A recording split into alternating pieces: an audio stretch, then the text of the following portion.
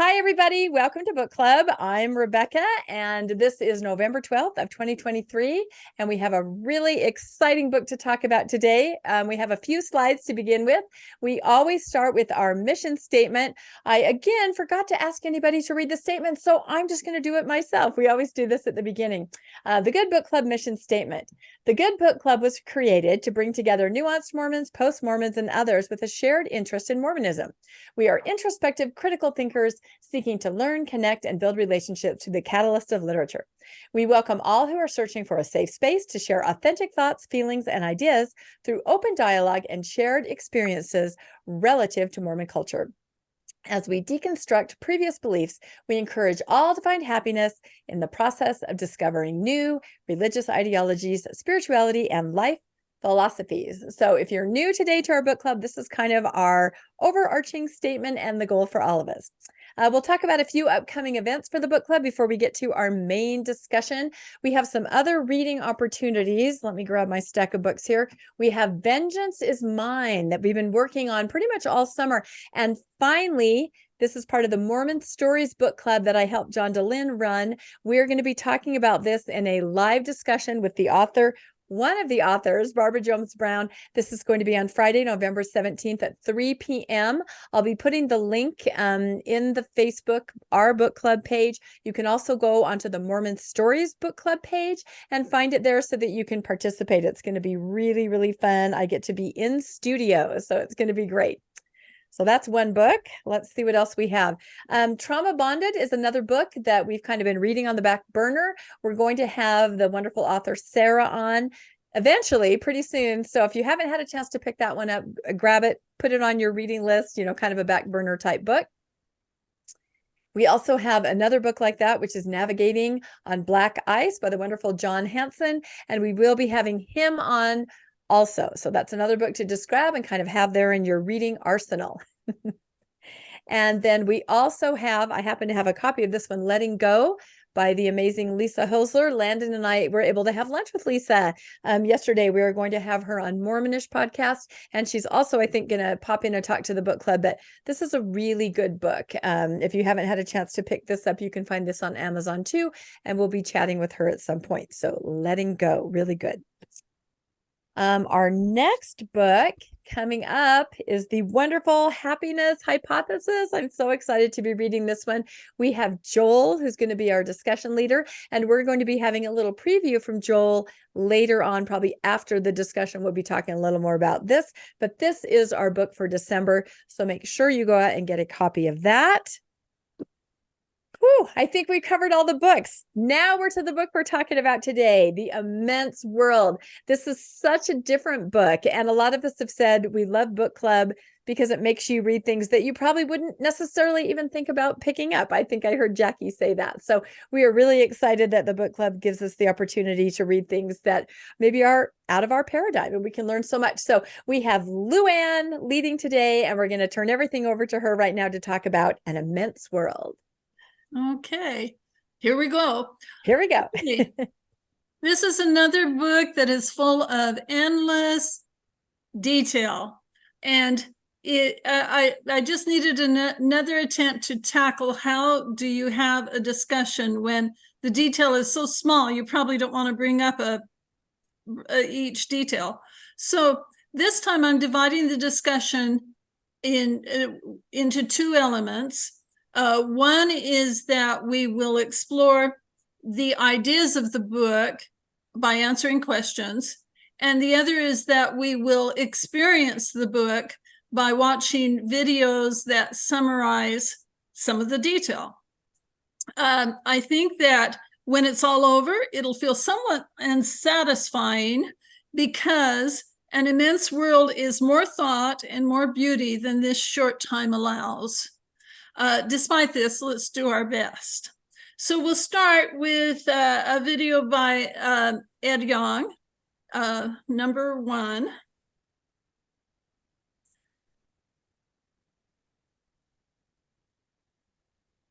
Okay, can you see that?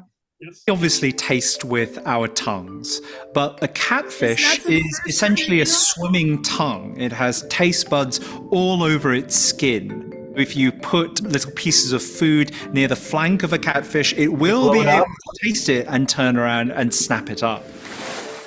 For most animals, taste is about food. It's about trying to work out whether something is worth eating or not. And for humans, food is something that we put in our mouths. But if you're a very small animal, food can be something you land on.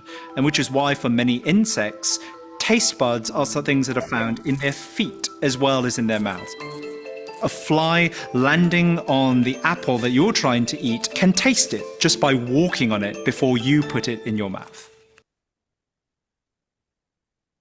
Okay, that was the taste video.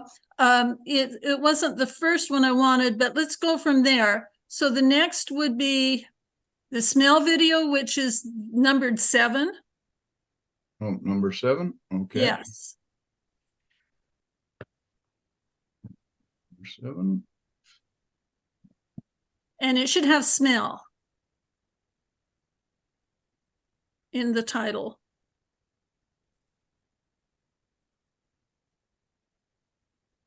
Oh, it's going to make us watch a bit. Are there And chapters? avoid the advertisements. Are there chapters down below that you can just go directly to? One of the primary uses of scent in the animal kingdom is for navigation, for Was that it? Yes, that's perfect. Thank Okay. you. finding your way around a landscape. You know, my dog Typo absolutely can do this. He knows where we are by cross-referencing his memories of the smells of the neighborhood against what he's smelling at any given moment. But there are other animals that use scent for navigation in even more extraordinary ways. A lot of seabirds, the group known as tube noses, use the odourscapes of the ocean to find food. The ocean looks featureless to us, right? We can glide over it and just see this endless expanse of uniform blue. But it's not featureless to an albatross. Underwater features like mountains and valleys leads to concentrations of nutrients, which then concentrate food, plankton, and then krill, the kinds of things that a seabird might eat. And so the ocean has this undulating odorscape. Odors that reveal the concentration of possible food, and then areas of no scent that reveal scarcity in the deep. Elephants can do this too. You know, elephants can navigate over long distances. Obviously, they have that trunk. They are constantly scanning about with this extremely elongated nose. You know, they'll react to the imminent arrival of rain. People have suggested that they can find buried sources of water by smelling it. It's quite difficult to understand exactly how elephants smell because they are large, intelligent animals that are difficult to work with. Part of this relies on us using our imaginations, like watching their incredible behavior, looking at their trunk, and trying to just make educated guesses about what their olfactory world might be like.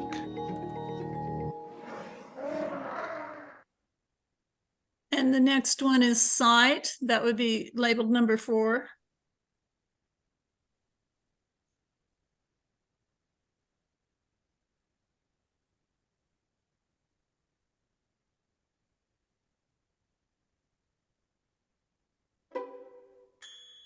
I, like most of you, have 2 eyes. They sit in the front of my face and they point forwards, which means that my visual world is always in front of me and I walk into it. But most birds have eyes on the sides of their heads, which means their visual world is around them. They often have close to wraparound vision, seeing to the sides and also a little bit to the back. And that kind of wraparound vision is really hard to wrap your head around. And then, of course, there are changes that can occur over an animal's lifetime. So the umvelt of an adult might be different to the umvelt of a juvenile. Jumping spiders are very driven by vision. They have excellent eyes, but those eyes also become more sensitive as they get older, more sensitive to light, which means that I think the world of a jumping spider will get brighter as it ages. One scientist described this to me as a jumping spider watching the sun rise as it gets older. Okay, let's try the one that's labeled number 1, umvelt, and then we'll kind of think about a little bit about our senses. This So, is kind of the introduction to the concept that this book is talking about. so number one is the one you Number want to one, yes. I think is right here. So we obviously taste. No, The intro. it's the intro. It'd start with, I think it's like 58 seconds. Okay. Start there. We'll see if that works.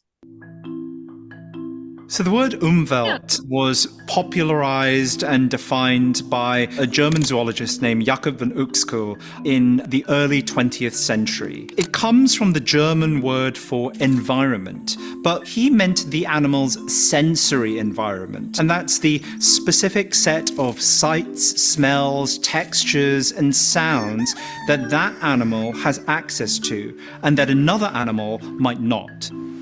When you really think about the senses, you do start to understand the very different kinds of information that those senses offer their owners. Okay, and that's good. We'll take a break. So the book talks about, we think we know our world and we live in it like that's all there is, and it's not all there is. The animals that are by us are seeing a different world because their senses are different. And because of this, Ed Yong makes this beautiful book that opens our eyes to the infinite variety of experiences, sights, sounds, smells, and taste that this world holds. And anyway, first question I wanted to ask, which is, we'll go ahead with it, is I think we should spend just a moment or two, having experienced this book, to talk about what the experience has been to you. And so if you want to express something about how you felt about the book or what difference it made to you, please share. And we'll start with Bruce. Okay, yeah. I mean, I've mentioned this at many of our book clubs where I was raised, and most of us were raised with a view of how the world works, what's right, what's wrong, how everything fits together. And having left that kind of worldview, the world is much more complex, much more varied and interesting. And the narrative of how the world works that I grew up with, I don't think is correct. And so reading this book, I'm going like, okay, when I was a missionary in Chile, I learned Spanish, and I learned how to communicate with Spanish-speaking people, and it came to my mind going like, okay, if we have different animals, especially our pets, dogs, cats, are we communicating correctly through their language what they value, what they understand? I still think basically, if you die, your cat will eat you. And I, think, and cats are my favorite animal, except I'm allergic to them, so I don't have pets. But it's just the worldview that I was raised with. All of the books from the book club have helped me understand that worldview is not correct. I'm still trying to figure out what's the correct worldview and understanding. But this book, along with others, has helped me kind of get a broader, better understanding of how the world actually works. Thank you, Bruce. Jackie? Yes, sorry, I'm trying to unmute myself. For me, biology and math was always hard for me growing up in school. So I took the safe routes and went my history and English. And so I never exposed myself to any of this. And then from my background in Mormonism, it was always the world's going to be better, right? We're in the the telestial state, right? The world was in the telestial state, and this church and this world was going to be celestialized. So colors were going to be better and everything was going to be better.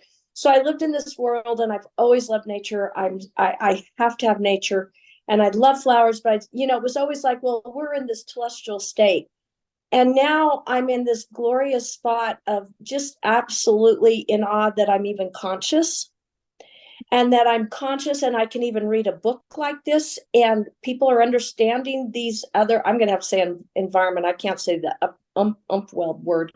You just And did. yeah, thank you. And it just brings so much joy and joy in the moment, and to appreciate all of these animals and the detail of their lives. And I just feel like I missed out on so much. And so, like, I'm constantly trying to catch up now in this second half of life. I just can't tell you how much I appreciated this book and the beauty of each one of these insects that normally, God, I don't like spiders, but you're just fascinated now. So, and Louanne, I'm loving the videos. So thank you. Thank you. Thank you. Landon. Yeah, I just wanted to say that, as I read the book, I was just impressed that the world is so much more complicated than we think. And it just made me appreciate the world for what it is, and evolution, and how long it took for these senses to develop, the millions of individuals that had to slowly change to adapt to see that, and to really appreciate different animals for what they can do and what they can sense or bring to us. I mean, yeah, I've got smelly feet, but I can't smell with my feet like a fly can. It's just, you look at the world in a completely different way when you see that. And the eyes, and how some of the animals, it said, could see like, I can't remember, it was like hundreds of times the number of colors that we can see. And you just wonder, what does the world look like to that animal that's seen hundreds or thousands of more colors than what we see? It just really made me appreciate what's out there, and the fact that different things can see with different, how every animal has a different worldview. Just like people have a different worldview, the animals have a different worldview. And that's it. Dave Morris was raising his hand, Louanne, just so you get him in the queue. So. I don't see him anywhere. Would he like to go next? Sure. I remember reading one line, and it was something like, our fingertips are the most sensitive touch organ to us. And I thought, how often have we been brought up in this life, particularly with context, if you've been lifelong Mormon, I'm in my 50s now, that we grab things with our wrist, with our hand, and we hang on tight. We hang on to that, that wretched, rod of iron. But actually, very rarely did we ever touchy-feely find out for ourselves. It was always, everything was so sure in our life. We never had the need to question. We never had the need to challenge. Even as a priesthood leader, I couldn't understand, why can't you just believe what we're telling you? But I don't know why this fingertip just resonated with me. I think I wrote it down. I think it was, nature's most sensitive touch organ. And I think that's very indicative of perhaps of where many of us are, that maybe later in life, we're now doing the touchy-feely and realizing actually the sensation is far greater than we ever had when we held on tight. Oh, I so agree. Rebecca. Yeah, I love that, David. Thank you so much. That's a really interesting concept, way to think about it. I noticed this paradigm shift that I was having when we read Braiding Sweetgrass, which I believe was a year ago, August. I think it's been a year since we read it, or maybe September. And I started thinking, why do I care about this now? I mean, I cared before, the earth, the environment, animals, but why do I really care now? And a book like this just highlights it. And I realized that my paradigm is now shifted into, in my perspective, in my belief system, this is the only life I have. And, I'm not working for the next life. I'm not looking forward to anything like that, or even worrying about it. Come what may is how I feel. And so if this is my life and this is my present, I want to look and sense and feel and experience everything in it, down to the micro level. And that's why I've noticed that about myself, just this paradigm shift of really caring about things that I was completely oblivious to before when it comes to the world and everything in it. So I just love this. This is going to be a great discussion. Thank you. And Derek? I think you're on mute, Derek. If you can undo your mute, there you go. How's that? This I will think be a lot better. of different things hit me. As I started reading this book, I started getting hit by a lot of things. One of the first things was, have you ever argued with a philosopher over the validity of the senses? And they will argue with you all day long about, oh, your senses can only perceive the world in a single way, so you really aren't perceiving the world. And this book is the answer to that argument. The senses are reality. They are developed by reality. They can do nothing but respond to reality. That was one of the things. I don't know if you've ever argued with a philosopher. Another thing that hit me was the real meaning of you can't even imagine. And we say that all the time, but that really struck home. It's like no, I can't really imagine. And I think Landon referred to it briefly, I think it not only applies to not even be able to imagine how animals see the world correctly, but how people see the world.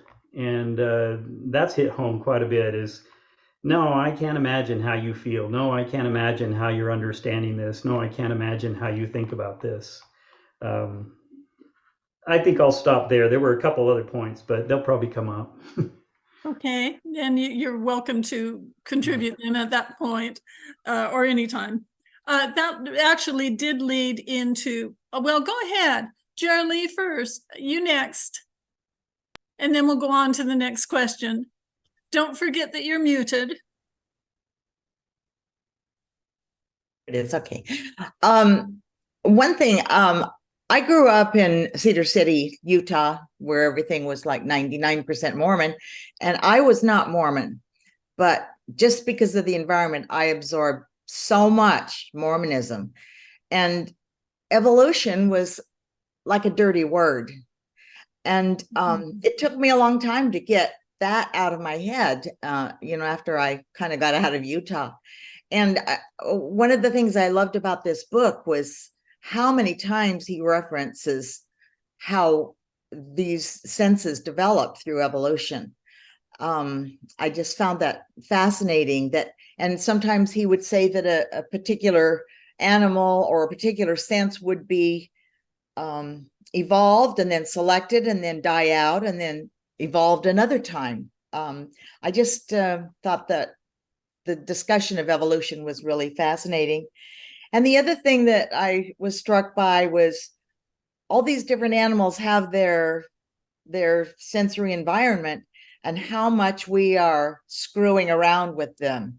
For instance, when they talked about how much light is messing up with the animals and their ability to navigate through their own senses, and we've flooded the world with light, which really messes with a lot of animals and their needs. That's what I was thinking. Yeah. That is a concept that hurts. Yong said, no animal can sense everything well, nor would any animal want to. It would be overwhelmed by the flood of stimuli, most of which would be irrelevant. Evolving according to their owner's needs, the senses sort through an infinity of stimuli, filtering out what's relevant and capturing signals for food, shelter, threats, allies, or mates. So, accepting all of that, are you still left with some jealousy towards the senses of animals that were described in this book? And if so, what are you jealous of? And I'll be the first one to answer that. I'm jealous of the colors. I want to see Yerple and Rurple and Blurple and Purple. And it actually said that getting to the fourth dimension of being able to see colors, that you can see millions of colors. So I am jealous about that. And my mind went blank because I'm jealous about something else too. I can't believe this. I've forgotten what I'm jealous about. Bruce, what are you jealous about? Well, this kind of piggybacks on Geralie's comment and my view, having been raised in a culture where everything is for sure and prescribed, and having left that culture, the world is much bigger and wilder and more full of things than I ever thought, including evolution. You know, when Geraldine was talking about you know, the millions of years it takes to select for certain senses and stuff, the enormity of time is, I'm just going like, okay, we've been developing into what we are for millions and millions of years. And then I get back to, you know, How to Be Perfect, Michael Schur, the Good Place series. And I guess it's kind of the Buddhist thing where our life is like a wave and we crash and then we just kind of go back into the ocean. I've had to come to grips with the concept that, okay, the molecules that make me for this one short time are being me, and it's wonderful, it's unusual, and I should enjoy it. And yeah, so the world is bigger than I was taught. I'm still not sure I understand everything about how big the world is. And then when I was at work occasionally, this I used to kind of somewhat gross people out, but I would say, you know, all smells are particulate. And they would think a second and then they're going like, oh, gross. But, you know, all smells are particulate. So I will end with that thought. Okay, Landon. Thank you, Bruce. I'll be real short. I'm jealous of mating. Mating seems a lot easier than dating in the animal world. How well do you sing? Okay. If singing was required for humans, I'd be dead. I'd definitely be single. Okay. What senses of animals would you not want to have? And I think the first is pretty obvious. If we had the ability to hear, is it ultrasonic or the other? But anyway, if we were to hear bats making their noises, life would be a nightmare. So I would not want to have the ability to hear those decibels. It says that a bat sending out his sound for echolocation is as loud as a jet engine. And at nights when my husband and I go out and see the 20 bats beautifully circling in the backyard, there'd be 20 jet engines right there. No fun. So is there any other sense that you would not want to have? Louanne, that sound one got me thinking, you know, what a whale must, you know, a whale could hear for hundreds of miles, it sounded like.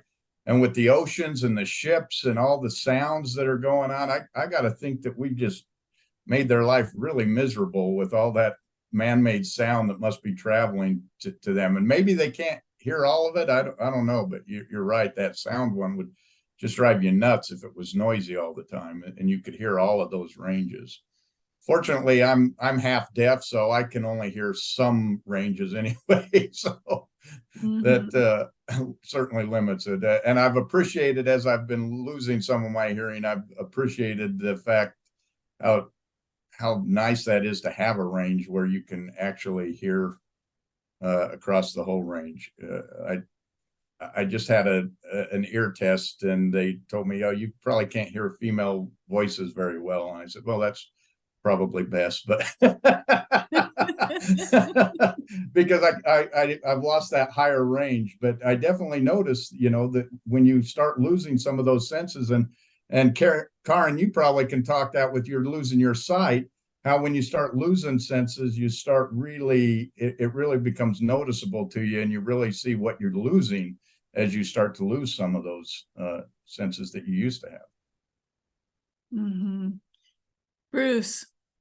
Well, I found the chapter on the echolocation, and the guy that, what's he, in his 50s or 60s, that has been blind since birth with eye cancer, and he can echolocate by making his own clicks, and he figured that out as a child before coming across the concept of echolocation. And Karen and I were over at Braille Institute the other day, and it's got hard floors, and there were a lot of people being taught cane travel. And as they were tapping, I'm going like, okay, in the big kind of main lobby entrance that's like 20 or 30 feet high, the taps sounded different than when they got down a hall. And then I could also see where they got caught by chair legs and stuff like that. And I'm going like, our ability to develop senses, I think, is probably greater than we think, because, if something, one of our senses isn't quite as good, I think we do conceptually have the ability to develop other senses. And it's a coping mechanism that we see animals have done, bats flying at night. And like in that one video, the albatross being able to kind of smell the different ocean to where the animals are, where the food is, and stuff like that. So I just thought that was very interesting, because the other day Karen and I were over at Braille Institute, and it's kind of it's a new world for me, since I have 3 friends now that have vision loss, and I have glaucoma, and I'm going like, okay, I'm talking to my doctor and making sure that we're doing everything that I don't have vision loss, because that kind of concerns me. So that's just kind of some of my thoughts. Mm-hmm. I thought it was very sad that it said many parents will discourage their blind child from jumping or snapping or tapping just because they don't realize that they could be developing echolocation. Joel, your turn. Yeah, I appreciate your observation, Bruce, around the ability to kind of improve some of these senses. Because when you asked the question, Louanne, like, what would I not want to have? My first thought was, I'm already clumsy enough with like 2 legs. If I were a spider and had a zillion legs, I feel like I'd just be stumbling all over the place every time. And I appreciated, Bruce, your perspective that, like, I don't know that we would consciously do this, but whether conscious or, kind of driven to it by outside forces, that you can kind of fine tune those things. I had an experience where I was fishing up in Alaska, and I'm not a fisherman. I don't know the first thing about it, but my brother took me fishing, who is a fisherman, up in Alaska at the time that the salmon were running. And this is literally where the salmon are like jumping out of the river and into the fishermen's like nets or whatever. And I couldn't catch a single thing. I caught 1 fish that was half dead. And I was standing next to my brother who caught a zillion of them. And I'm like, gosh, there's obviously some skill, some knowledge, some muscle that he's developed that I either genetically don't have or haven't progressed on. And so anyway, I appreciate the thought that we can address some of those things. Okay, you reminded me of the part about the octopus and how its 5 arms, is it, are pretty much on their own, and the octopus brain can control them a little bit at times, but mainly they're just free to do what they want. And yes, my coordination, it was something like that would make it a lot worse. Yeah, that nine brains, that would be something to be jealous of, maybe, but maybe not. Then you'd have Or like not. 9 different personalities. Right. I think it's time for a clip. We found one of the mantis shrimp, and the big discussion in the book was about its eyes, and it went into great detail about how great its eyes were, and then it went, but it can't use them very much. And then it went into ways that it did use them. And it was very complicated, and I really couldn't tell you the technical part of it. But anyway, it's worth a look. Despite being only 6 inches long, pound for pound, he packs the biggest punch in the natural world. This is the peacock mantis shrimp.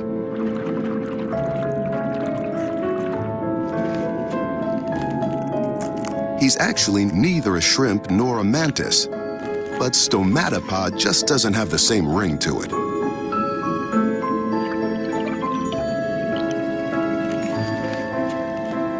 This guy's biggest problem right now is real estate. There are more shrimps here than there are crannies for them to claim. In a hot market, you have to move fast. All that activity works up an appetite. Time to bring out the big guns.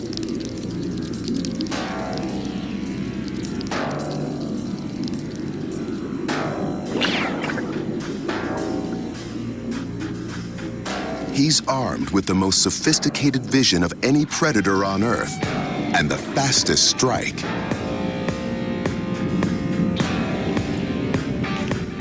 His eyes work independently and together to better target his prey. These eyes detect more colors than any creature on Earth and see polarized light.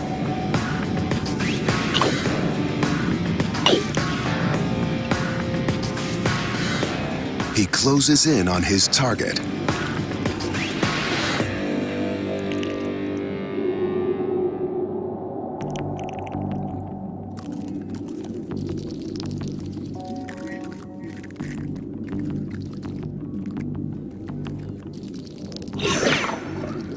The mantis unloads the ace up his sleeve. Hammer claws.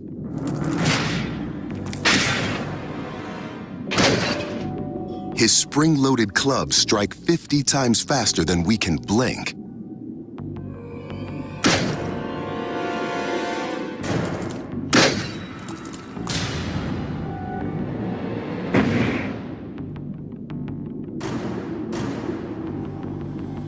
For a moment, the surrounding water reaches the temperature of the surface of the sun.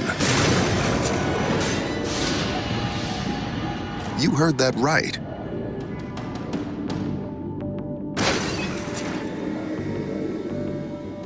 This crab is toast.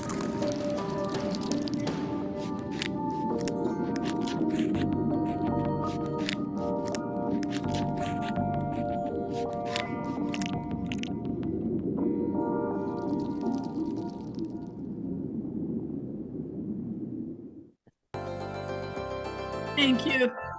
I should have given a trigger warning, but it does lead to the next question, which is, how does an immense world illustrate the splendors and the travails of this world, of our life? He talks about animals are different nations, but we share the splendors and travails of this life. So do you have any thoughts about that? I was going to say, I don't have an answer to that question. I'll let someone else answer that. I was going to make a comment on what we just saw. I feel like soon in the theaters, we're going to see Ryan Gosling is mantis shrimp. I feel like it needs to be some kind of superhero because that is incredible. I would like to see that. The details are amazing. Heat of the sun. I mean, how does the mantis shrimp live through the heat?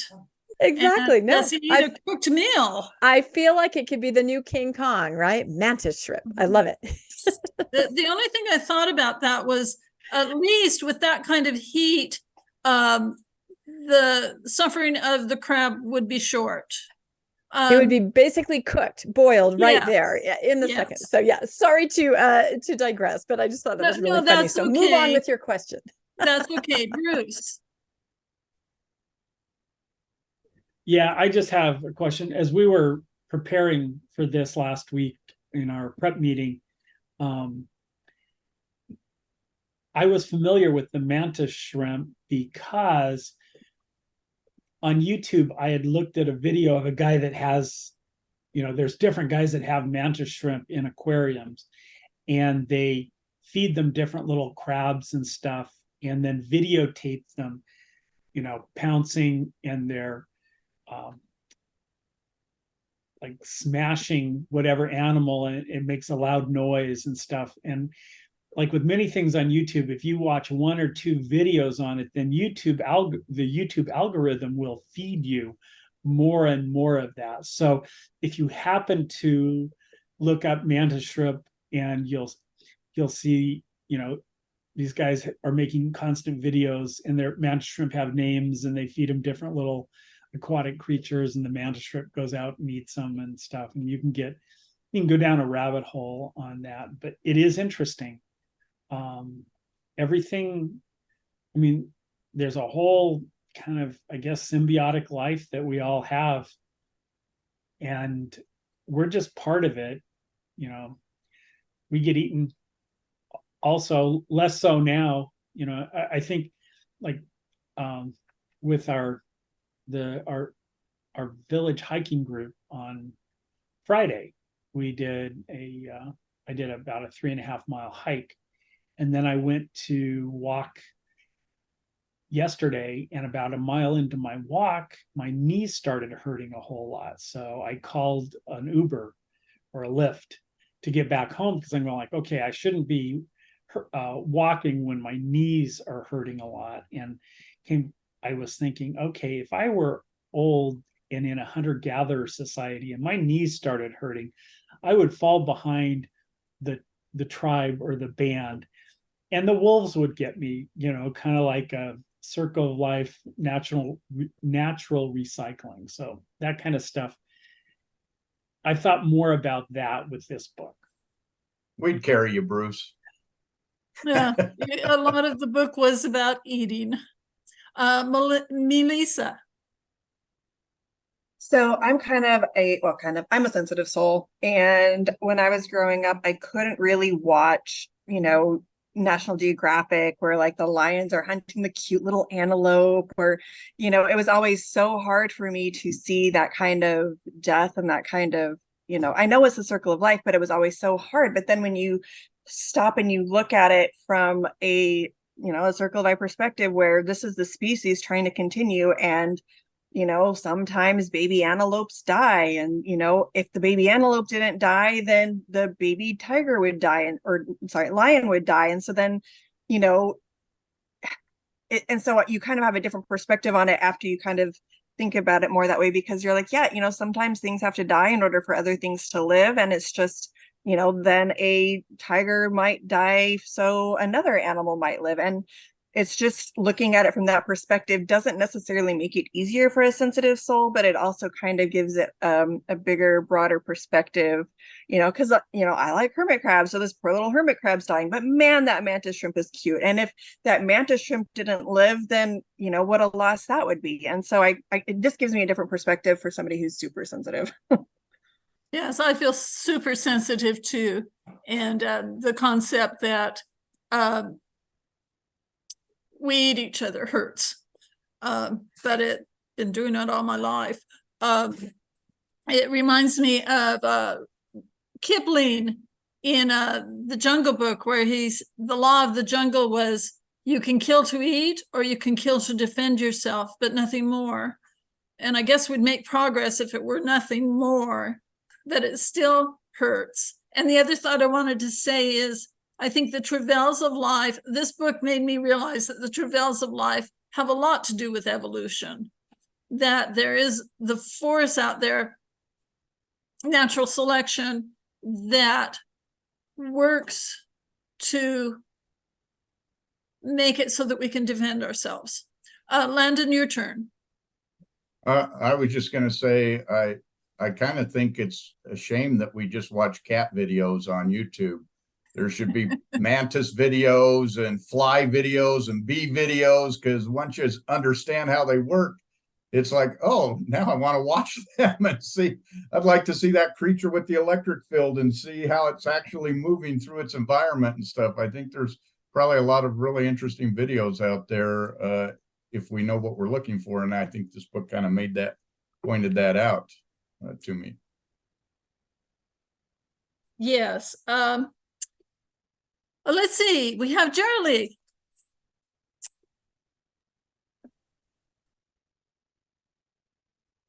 Charlie, you're muted. I do that all the time.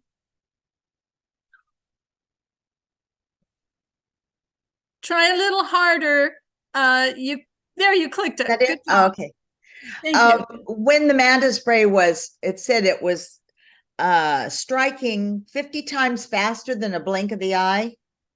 And then another place in the book, it talked about how the bat would emit its signals, and combined with its other senses, it would do things so rapidly. And it just brought thinking about our sense of time, and what would that be like if, I wonder if time is different for these different species, because you can't even comprehend that kind of quick time. I mean, and you think about the life cycle of some insects that are only days or weeks. What is time to those different species? So that resonated throughout the book. What is time to all of these different creatures when we think of time as stable, but time really is just a construct for us. And every animal must have a different sense of time. That's one of the things I was thinking. Yes, I think Yong implies it with the bats and the quick echolocation. Yes. And then also with the whales. And he says their heartbeats are, maybe 50 or something above the water. And then when they dive deep, it's like 2 or 3 beats in the same amount of time. And he implies that time slows down for them. Right. So I thought that was an interesting concept. Bruce. I just remember the concept of different perceptions of time. Growing up, I had 2 times that my perception of time was just excruciating. One was during sacrament meeting, when the high councilman would get up and drone on, and I was waiting to go home. And this is, when we had the split block and I was waiting to go home and have lunch. Time just slowed down. And then early morning seminary, which I went to, but I didn't like, but that hour seemed to drag on and on. So I had a little bit of taste of how time, the perception of time. And now as I'm getting older, I mean, we're at Thanksgiving now. I'm 66, and boy, it just seems like Thanksgiving was just a while ago. And, our perception of time changes, I think, as we age and stuff. So that was just my comment. Okay, thank you. The next question is directed towards the poets in our group. And it says, what do you think of the observations? In a way, we see by smelling light. Beauty is not just in the eye of the beholder. It arises because of the eye, or the eyes define the palette. Does anyone have any thoughts about that concept? Give you a minute because that takes a little bit to think about. Jackie. Well, what it brings me to is our previous book on language, the evolution of language and metaphor, and how important metaphor is, because that's what he's using to try to explain to us something that we really can't wrap our head around. And of course, it's written so beautifully. And so I'm doing cross discipline here and putting the two together. Okay, thank you. I just had the thought just now that this is the other end of evolution. Like the travail, the evolution helps animals through survival of the fittest to develop senses that will protect them from predators. But on the eye creates the palate. It's the opposite. It's the splendor, and that their research has shown that the eyes were first, and that the flowers, etc., adapted to attract those particular eyes. So the evolutionary side would be building the splendor. So anyway, so much for that. And it also says that the ears define the voices. It's the same concept as sight, only with sound. Landon. Yeah, my favorite poetic part of the book was where they were talking about dark skies, and he talked about how some of the light has been traveling to the earth for 13 billion years it took to get here. And then with the flip of a switch, we wipe it out in the last billionth of a second of that light's travel to us, and we never see it. And I thought that was a good way to put what we're doing with the dark skies, where we're wiping out what's taken billions of years to get to us, and we just wipe it out with the lights that we turn on. Yes, that is indeed tragic poetry. Another interesting, Bruce, go ahead. Well, I just thought here might be a good place for Landon and Rebecca to insert their little commentary on the Heber Temple and Wyoming Temple, because on their podcast, they've been talking about this. And, you know, in listening to the audiobook on the light section, the light pollution and stuff. So Landon and Rebecca, take away your comments on the Mormon Church's temples. Oh, I don't know if you want us to go there, do you? No, but we picked up, or Landon picked up on that line that he just quoted, and we actually sent it to both our friends in Heber and our friends in Cody. If some of you in the book club aren't familiar, we've been working with both citizen groups there. There are temples being built there in locations that just are not a good spot for the temple to be. So we're trying to help these citizens group fight this, monster of a corporation who are suing them and intimidating. There's too much to go on. You can watch our Mormonish podcast about it, but there's very little care by the church at all for exactly what Landon was describing, the dark skies. Heber actually has a dark sky ordinance, which the county ended up changing. All LDS commissioners and the church went to them and said, "Oh, we want to put a temple here." I mean, these things are just lighted jack to Jesus, is what I like to call it. Is that what you would call it, Landon? We've been driving around to temples at night, just as we happen to be out and about. And the light, it's just incredible. I know that LDS people say they find this beautiful, but there are many others in the world that find the dark skies and the natural environment beautiful. And then when we read in the book about what it does to animals and birds, and literally a life or death situation in some cases where they can't navigate and their rhythms are all off because of this. This is never taken into any consideration. So we sent lines from the book, information to the residents of City and Cody, of Heber and Cody. If anything, it's not going to change this legal process and this battle that they're all in, but perhaps getting the information like that out to other residents in the town will cause more of an outcry or just education. But yeah, I found that extraordinarily sad when I really understood the impact that these just I mean, these temples are lit. You guys have seen them. You know what I'm talking about. They just destroy any of that natural dark environment that's there, and they really impact the animals. Landon, did you have anything to add about that? Yeah, the thing I've noticed, and that this book has brought out in some of the other books that we've read, is that, you know, in the temple we talk about Genesis and the creation, and we watch a movie about how beautiful the creation is and how God made all these beautiful things for man to enjoy. And then we wipe it out with a building so we can watch a movie telling us about how much man can enjoy.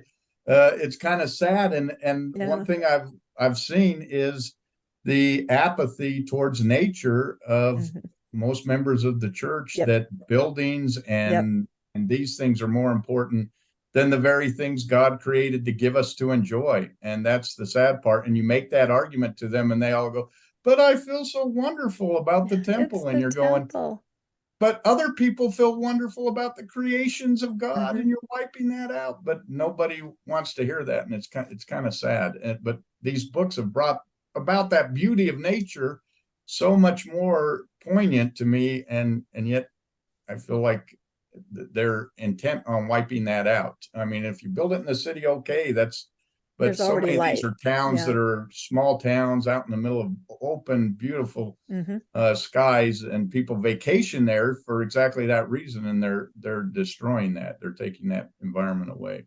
Well, and the residents that we're working with, majority, of course, are not LDS. You know, they belong to other religions. They're religious people. And they have also been really surprised. And they ask us things like, is there not an environmental concern in the LDS church? Because for them, there is, you know, and that's why they're in these citizens groups saying, please don't do this to our environments here. Please don't destroy this. And so they've been really interested to find out that there doesn't seem to be a concern for the environment within Mormonism. And I know that's a generalization, but both city groups, both residents groups have said that to us. Mormons aren't concerned about the earth or anything like that. And Landon and I are like, oh, well, you know, the earth is going to be resurrected. We don't need to worry about it now. So others take note that Mormons seem indifferent. And it's sad. Genesis says, dominate and subdue. And that's hard. In fact, I think Joe had a comment. Yeah, I think Joe had something when we were talking. Yes. Joe, come back. If you'd like to. Can you hear me okay? Yes.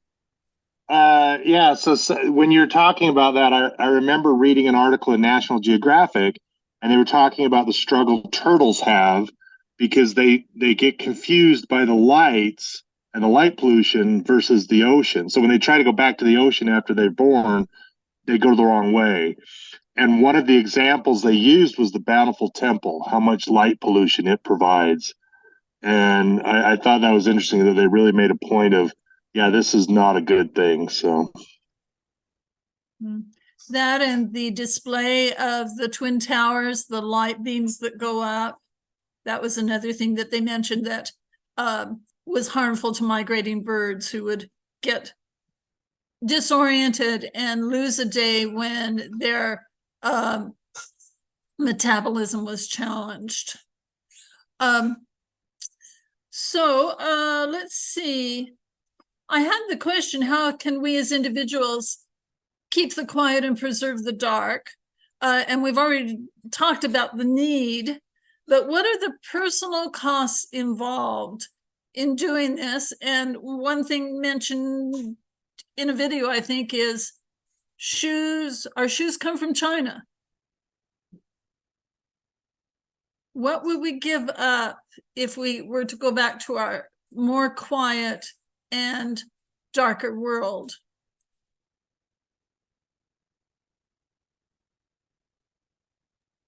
I think that's the challenge is, you know, it's nice to say, wouldn't it be nice if we were all hunter-gatherers again and one with the environment?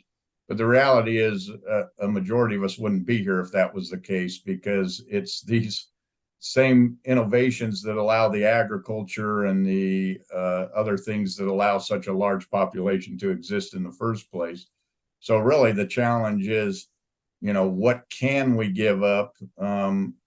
and what can we realistically do, as opposed to to dream that we could just go back to that society, because I don't think that that's possible or desirable for most people. But simple things like, we just talked about the temple thing, that why does it have to be lit? Why can't it just have some simple lights, and that you still have your building, you still do things, but there's things we can do that reduce that effect. And that's what we've got to be willing to look at, is how can I reduce that signature, or how can I reduce my effect on my environment? And that's what this book really taught me, was what am I doing that might be affecting the nature around me that I could do differently? Okay, good. It's a good point. I know I used to write abstracts of journals and did a lot on globalization, and post-World War II, when the most traumatic thing had happened to the world that recent history knew of, the economists, like the Keynesian economics, was built on the concept of, let's make a tighter, more dependent world so that people don't go to war against each other. And they're going, if you're trading and borrowing, you have an interest in the other country's well-being. And so the fact that we move everything across the world is not just for our own convenience, but it's one of, some people thought would be an effort towards peace. So the tensions are definitely there. And we need some really smart people, don't we? Let's go on to a few more videos. I know time is getting short, but I would like to hear the touch, the hearing, and then the cute little tree hopper and the mouse. So a sea otter has very sensitive paws. They don't look very sensitive. They look like these weird sort of cauliflowery mittens. They have a sense of touch that is equal to our exquisitely sensitive fingertips. One of the key differences is that they are also extremely skilled at using that sense of touch. They're very fast about making touch-based decisions. A sea otter will dive down into the ocean and very quickly root around with its paws. It will grab that sea urchin, yoink that clam, and then rise to the surface before eating its food. A sea otter doesn't have the benefit of blubber that a whale or a walrus might have. It has very thick fur, but it can find enough food to eat because it has not only very sensitive hands, but very fast hands too. Even in a completely dark room, where the very large eyes of an owl might not be of much use, they can still hear, and they hear really well. The dish of feathers around an owl's face that gives it that distinctive owly look acts as a radar dish, funneling sound towards its ears. Those ears are incredibly sensitive, but they also have a unique trick that allows the owl to work out exactly where sound is coming from. Based on when sound arrives at my ears, whether it first arrives at the left or the right, I can tell where a sound is coming from in the horizontal plane. I can't do that trick in the vertical very well because my ears are level with each other, so sound arrives at both of them from above or below at the same time. An owl solves this problem because its ears are offset, so they're asymmetrical. So one ear is slightly higher than the other, and when sound arrives at that ear first, the owl knows where in the vertical plane its target is. And that's why an owl in the dark can land exactly on a mouse. It's why owls in the wild can bust through snow to pick up scurrying rodents that they couldn't even see. The next one would be the tree hopper, and this is a minute and a half, which seems long, but I couldn't figure out which vibrations were the sounds of the tree hopper as it vibrated through a plant.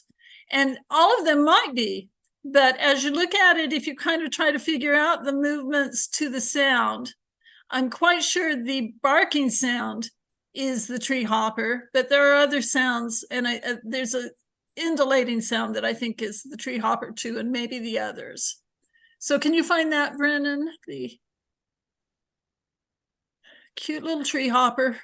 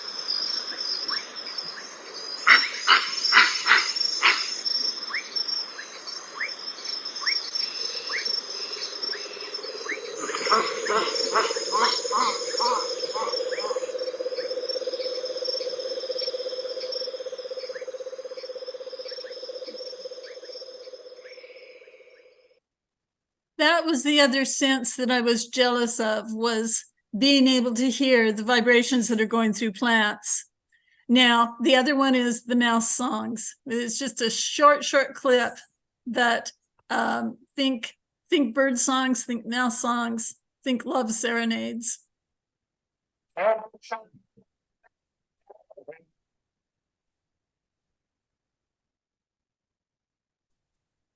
Give me just a second to pull that. You have a second.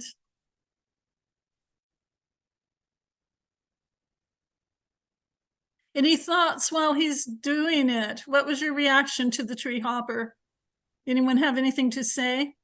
I was going to go back to the owl, and I was going to say, I love that. That's such a perfect example that's very clear to understand about evolution.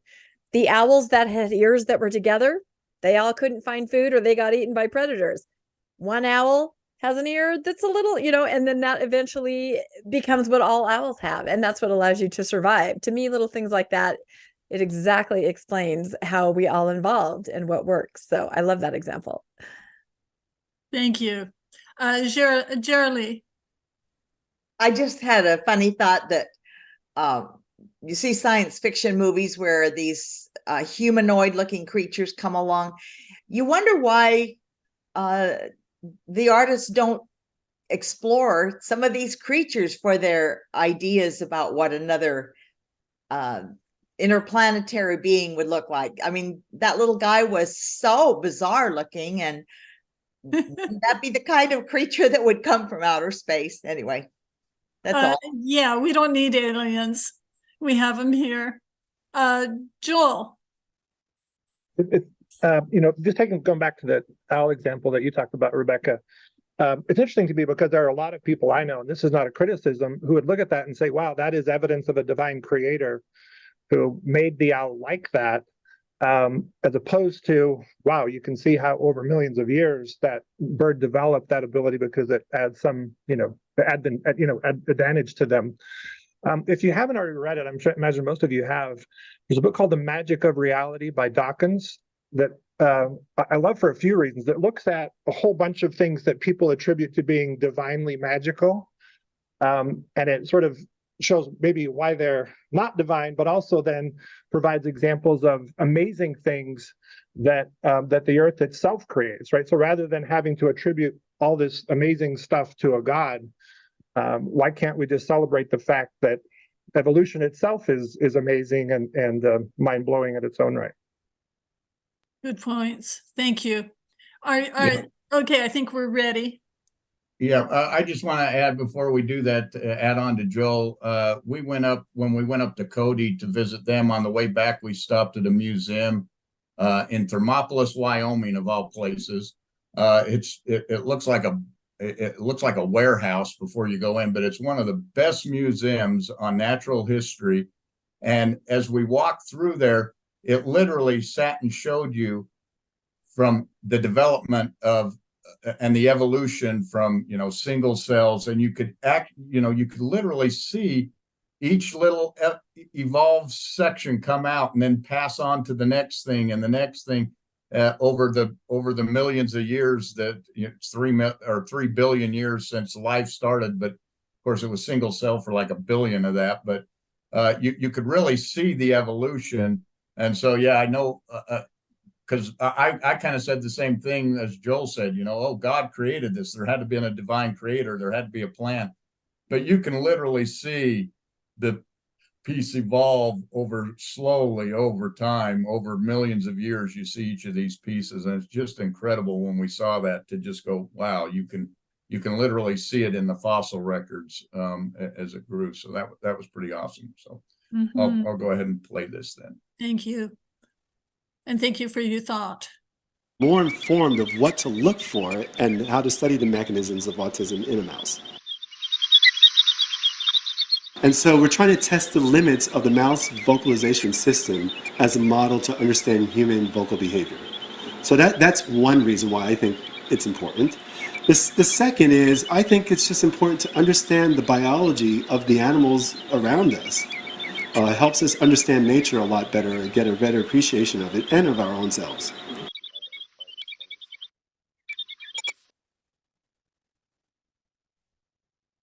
I've never loved mice, so thinking of them as songbirds helps a bit.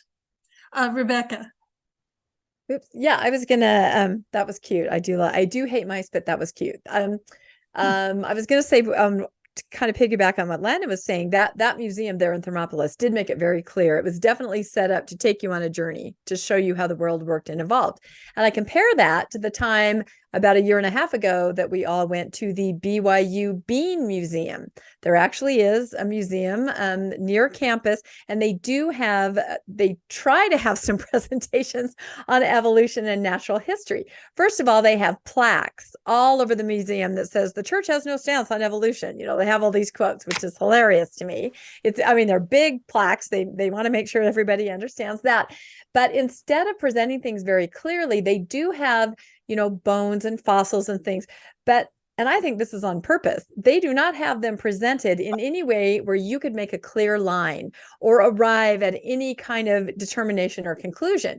They have everything scattered. Here's a 1,000,000-year-old bone. Here's a 20,000-year-old bone. Here's this, here's that. The information is there, but it is in no way presented in any kind of form that you would be able to experience what we experienced at the Thermopolis Museum. And I would say any other museum about evolution, where they're trying to show you exactly what Joel was saying. How did we get here? How did this happen? Look at this amazing world. The BYU Museum is set up to kind of show you the opposite. Oh, cool, natural history, but sure, chunks of planets could have landed here and bones could be here. That's really what you kind of arrive at. Do you want to weigh in on that, Landon? It was so interesting when we went there and saw just what they were trying to do to make it impossible for you to make those connections like we just discussed. Yeah, well, definitely with the human bones, that was the biggest, because you have the different Neanderthals and the different bone structures and scattered the skulls everywhere. Yeah, but they didn't put it in any order where you could really see the progression of the humans. They were kind of all over the place. So obviously that's a problem for Mormon theology. What do you do with all these human species that aren't human? Do we do temple work for them? It's going to raise all kinds of questions in Mormon theology. And so I think they had to kind of spread it out so that you didn't ask questions. These were just dead, species that didn't really matter. Kind of the way I took it. Okay, do we have another 10 minutes? 10 to just a tiny bit longer. I want to read a paragraph, and I want to end with the TED Talk that Jerry Lee found.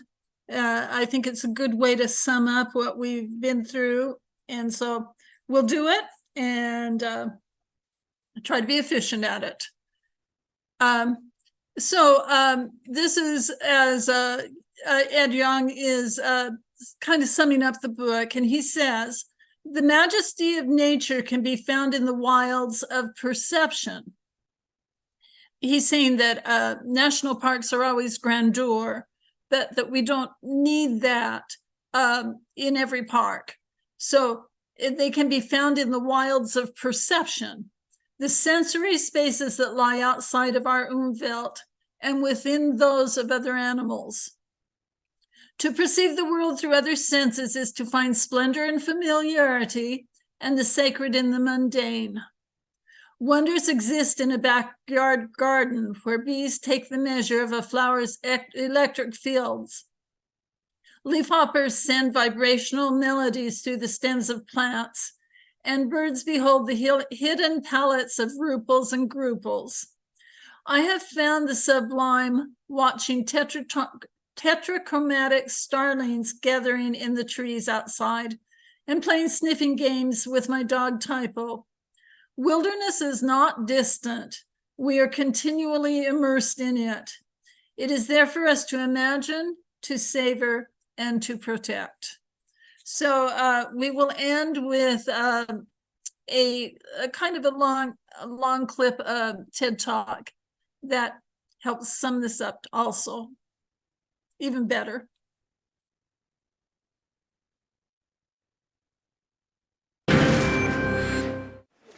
A few years ago, I suddenly had a lot of extra time to spend staring out the window. Maybe you did a little bit of that too, in quarantine at the start of the pandemic. And while we were locked down, I got kind of fascinated with what was still moving out there. Like the local crows, who went on with their normal commute down the side of the mountain every morning, and up again every evening at crow quitting time. Birds of prey came out every day and made their rounds. I'm using a process here called photo stacking, where you take multiple pictures from a fixed point over time and layer them into one composite photograph. Photo stacking is a way to show the trails of things like stars, fireflies, athletes, airplanes, pretty much anything that moves. It's a way to make the shape of those movements visible. Most of these have between 500 and 2,000 layers. They take a long time to build, and a lot of that time is spent just experimenting with which layers to keep in and which to leave out of the final image. Here, a group of pelicans came in from one side and noticed something intriguing in the water. Then another group came in from the other side and circled around to check it out. So this isn't one moment frozen in time like a traditional photograph, but something more like a story told in 2 dimensions with layers of the 4th dimension. Kind of. Looking at flight trails this way, you really notice some of the rhyming patterns that repeat everywhere in nature, like waves of sound or water, or spiraling galaxies, whirlpools, and storms. And sometimes they seem to sort of sketch out other things that are usually invisible to us, like the thermal updrafts that hawks and vultures ride on, finding even the smallest patches of turbulence in the air to carry them. While I was working on these, I learned that some vultures are so good at this that they can soar that way without flapping their wings at all for hours, which has to be the most meditative way there is to look for carrion. And this is what it looks like to navigate by shouting. Bats are characterized as either whisperers or shouters, and we're lucky that the range of our hearing ends right about where their voices begin, because the shouts can get up to 140 decibels, as loud as a jet engine. What we call silence is just the limit of our hearing. I love to think about that, and about how most other creatures, from European moles to rainbow trout, find their way by wavelengths of light or sound, or fields of electricity or magnetism that our senses just aren't set up for. And that those are just the ways that we know about. In the 1930s, the British ornithologist Edmund Selous studied flocks of starlings moving together as if they had one mind, and wrote a book on his conclusion that the birds must be psychic. And you know, there's still no evidence that they're not, but we now know that they follow each other with a split-second lag time that's just too short for our human sense of time. And maybe for some predators, like the peregrine falcon in the middle there. So these are pictures of group decisions made at a speed that makes them invisible to us. Pictures of the hidden intelligence in what might look at first random or even chaotic. Reminders that the universe isn't built to our measure, but operates on systems beyond our perception. That what we call empty air is anything but empty. If you're a bat, it holds the sound of the shape of a hillside. It's also a map of magnetic signals and electrical fields. And a topography of the smells of krill patches and plankton blooms. We humans have invented whole digital worlds, but sometimes we still need to be reminded that there's more in this heaven and earth than is dreamt of in our philosophy. And that there are endless ways to look at familiar sights, like a bird in flight, with fresh eyes. To expand our shared experience in a way that connects us with the rest of the living world. To feel both kinship with our fellow creatures and respect and even reverence for their otherness. In the words of the poet and naturalist Jared K. Anderson, bats can hear shapes, plants can eat light, bees can dance maps. We can hold all these ideas at once and feel both heavy and weightless with the absurd beauty of it all. Thank you. Okay, I'm finished almost. The one thing this reminded me is of the one concept I don't think we've covered too much, and that is the attitude towards animals.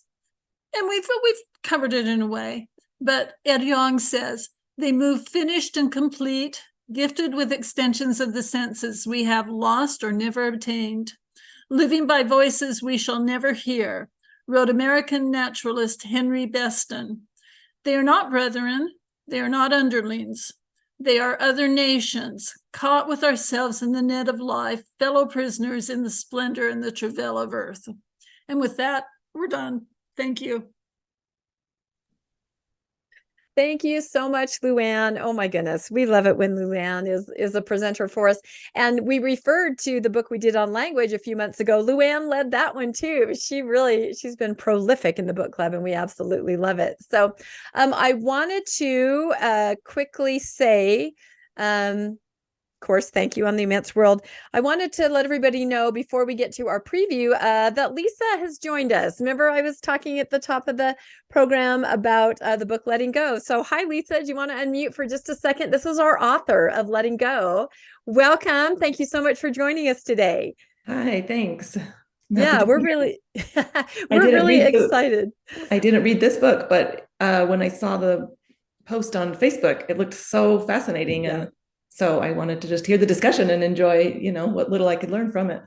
Yep. No, and that's what's fun. That's kind of the secret of book club. We love to read the books. We encourage you to read the books. But if you didn't have a chance to read, please just come and enjoy and listen and, learn and enjoy community. So, but yeah, we are really excited to be reading Letting Go. I've already read it. And again, like I said, this will be kind of a bonus episode. We're going to talk to Lisa on Mormonish Podcast, and then we're going to have her pop over here to book club and have one of our evening bonus events soon. So welcome, Lisa, and we look forward to all reading your book and having you join us soon. So thank you. Okay, thanks. All right, now let's move on to Joel, who's going to be our discussion leader for next month in December, the happiness hypothesis. So take it away, Joel. Let's hear what we have in store for us in December. Awesome. Do you mind if I share my screen, Rebecca? Yeah, go ahead. Bruce or whoever needs to set that up, let Joel share. I got it. Thank you.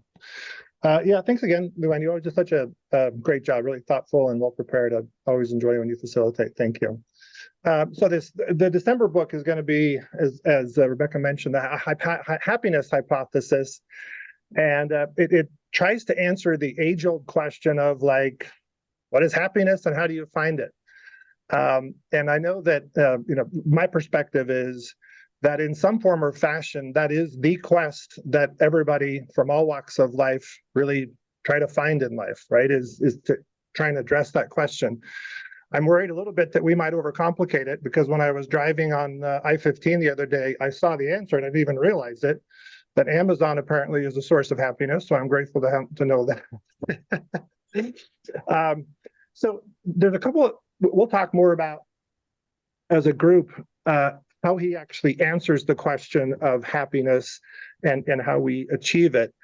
But I wanted to maybe just make a quick preview of the approach that he takes, which I find also super meaningful. As Jonathan looked at this, he combines three sort of disciplines, if you will, on how he addresses this question. He looks at philosophy, religion, and also science, which to me was meaningful because I don't know how many of you have had this experience, but I know that as I kind of departed from Mormonism as a faith, at least, my tendency was to discount and discredit a lot of what Mormonism taught, right? I kind of went from being super orthodox to being like not anti, but anti in a way that I discounted a lot of what I learned from religion. And I think I may have been premature in doing that. I think there is goodness to be learned from all faiths, including Mormonism. And so I appreciate his approach, that he didn't restrict how he looks at happiness, but ultimately try to tap into wherever there's goodness, let's learn from it, regardless if it comes to us couched in the form of religion in this case. So one of the other sort of perspectives that I really appreciate, and this does not come from the book, but as we as either current Mormons or post-Mormons approach this question, I think one of the things that I want to kind of set up maybe for our conversation, I became aware last week of a phrase or an idea that I had never encountered before called totalizing ideologies. And this came, you're welcome to look it up. It was a debate between Eric Weinstein and Sam Harris talking about actually the Palestine and Israeli question. But in that debate, Eric Weinstein talks about the idea that some beliefs have this what he calls a totalizing ideology, which is the ideology itself sets itself up as the source of all answers, right? And if you look at what we as many Mormons experienced, how we eat, what we drink, how we spend our money, what movies we consume, what ideas we have, what happiness means, what love means, what sex means, what society means, what religion means, and what family means, all had some anchor for us back to the church. And so I appreciate that as Jonathan addresses this question of happiness, that he doesn't restrict himself to the perspective that there's one source for all of this, which is what many of us kind of experienced being members of the church. Finally, the other sort of idea that, because I'm going to share with you, I'm going to give you like a movie spoiler here in just a second. He actually does provide a formula for what he calls the happiness formula. Oh, sorry, there it is. And this simple formula will bring happiness. So I sort of cat's out of the bag in terms of the end of the book. But I appreciate how, and we'll talk more about each of these components, that as he looks at us as humans, if happiness were a formula, in other words, if we were computers and we just do X, Y, or Z and happiness were guaranteed, that would be a different kind of problem. But instead, he compares us to plants, which is that we ultimately need to cultivate an environment where happiness can happen rather than be deterministically, formulaically given. So we won't go through all of this now, only to say that as a preview for our discussion next month, like most of the books that we read in this book club, there are many more ideas than what we can cover in an hour or 90 minutes. So we're going to play a little happiness roulette next time that we meet, and we're going to kind of dive into topics based on where the roulette says we should go. So that's how we'll approach that conversation, because there's a lot to cover, and we won't be able to do it all. So anyway, I look forward to the conversation that we have here in the next little bit. So. Joel, Yeah, please. Joel, this Jackie, this go is ahead. Jackie Matthews. I'm loving this book. I'm just so thrilled everybody picked it. But as I was reading another book called The 7.5 Lessons About the Brain by Lisa Feldman Barrett, you know, the happiness book I think is 20 years old, 21. It was in 2002. They are now done. Neuroscience has gotten rid of our most beloved story about how the brain evolved in stages, and we've got the old brain, you know, and then the middle and the frontal lobe is the newest.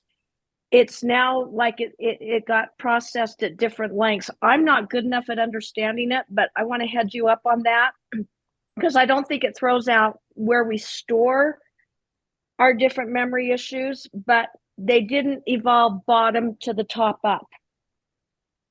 That's a great sort of caution. And I think Jonathan gives that sort of caution himself when he says that he's not proposing that this is the absolute end all be all, but in the context of as things evolve and change and we learn more, it's a great way to kind of set that up for us, Jackie. Thank you. And I don't think it hurts the book at all. But it's just interesting, you know, from the oldest part of the brain, and that's where all the trauma is stored up.